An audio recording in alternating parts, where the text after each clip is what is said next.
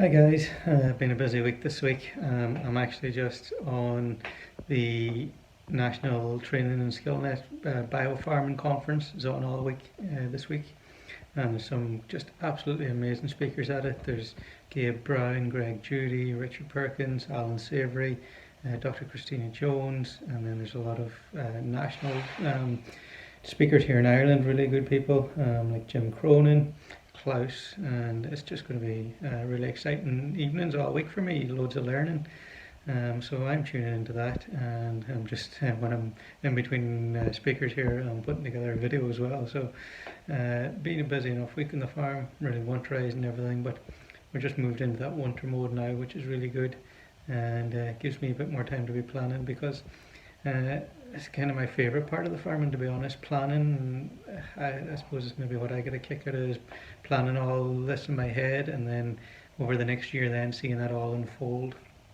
And I'm finalising plans for the 2021 season, and I'm actually kind of working on plans for the 2022 season, what needs to be instigated. And then, because I've pretty much planned everything that's going to happen in the springtime, I've ordered a lot of the materials that's going to be needed. So I'm kind of looking 2 years down the line, how I want things to be, what things I need to be moving in, what direction to get to where we want to be. So yeah, I'll be spending a lot of my time in the office here. Be a lot of stuff going on the whiteboard there, trying to figure a lot of stuff out. But I enjoy all that, and it's another aspect of farming.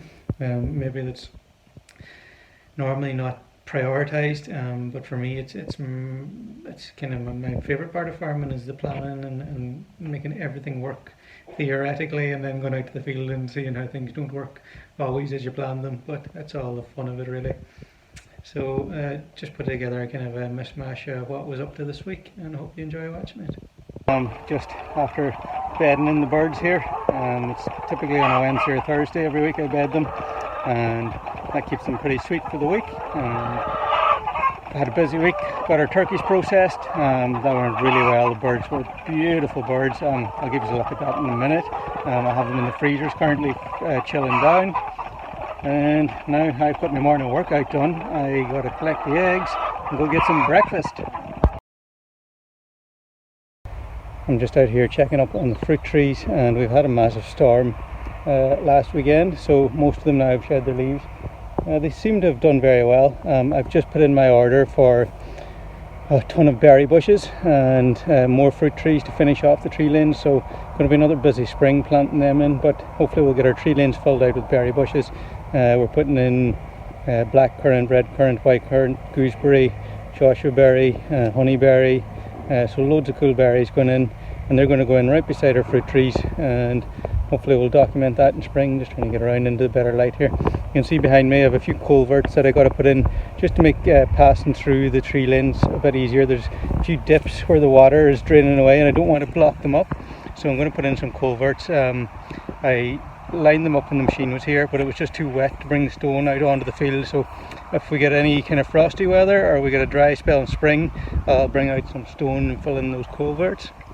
I'm just doing a walk around the farm. I'm basically winterising the farm here at the minute. I don't know if you can see in the background, but I'm getting my chicken tractors all packed up. I've already got, we'll go up and look up, where are they? Up, there is my Eggmobile and my Gobbly-Go Eggmobile 1. I have them all winterised, cleaned, polished, everything ready to go. I'll just go down here for a little look because I seen something interesting. Here we've got the beautiful relationship of the woods and these guys here, mushrooms, and of course they're a sign, they're the fruit of fungus. These are mycorrhizal fungi who have a lovely relationship with all the trees, where they swap minerals with the trees and the trees give them sugars. So it's good to see that they're coming out into the pasture, but it's kind of evident that this is kind of as far into the pasture as they come. And that's because they're predominantly develop with the woodland, and if we went down into the woods here, I'm sure we'll see loads of mushrooms, and that's why we're planting our tree lanes all through the field, to promote some more fungi relationships within the pasture, because pasture is predominantly bacteria, up to I think about 70%. of the soil life is bacteria and 30% fungi, but they all have their place, and it's nice to see them coming in here. Here we've got Eggmobile 1 parked up for the winter, and we have a look inside. So for the winter we just clean it down and just taking everything inside. I take the solar panels inside as well, and this is going to be it, parked up for the winter. And we've got our gobbledygook as well parked up. It's just giving it a quick hose down. It stays pretty clean and the sun sanitizes it because everything's outside. Now we've got Eggmobile 2. I still got to clean that up, and then I'll park that up here beside this as well. I'm going to have to do a job on Eggmobile 2 over the winter. I'm going to have to put I think I'm going to change out the axles, I'm going to change the whole setup completely. If you follow along, you'll see that I'm going to put in those flotation tires on a double axle, and I'm also making a dolly for my winch. So I have a whole project there that's happening, but it'll be more than likely the springtime when I get around to that. So for now I'm just going to clean it down, winterize it, and move it up beside the other guys. Quite difficult to see, but all the birdies are sleepy on the roost. I don't like the light coming in, but hi guys, I'm sorry for waking you. We've had a little touch of frost this morning. Now I've emptied all the field lines, water lines yesterday, so there's no fear of them freezing over. They are still on top of the ground, they're not buried, so I've emptied out those lines and there's no fear of anything going wrong there. I just finished the morning feed and got to collect eggs now. I've just finished the morning feed and I've got to collect eggs. The birds are happy. They're already, there's a good few gone out the free range area there. And one thing, it's difficult to see, but what I do is I don't put any bedding in this area here. This is an old bed, so there's compost and bits of everything in there. And I leave that blank so the birds can dust bath in there, and that really benefits them. You can see most of the guys are off going about their day. The lights up here are really important because, as you can see, they just light up this area here in front of us. The birds can be sleeping down there, but any birds that are up early would typically lay on the ground if they can't see where the nest boxes are. So they're a good addition.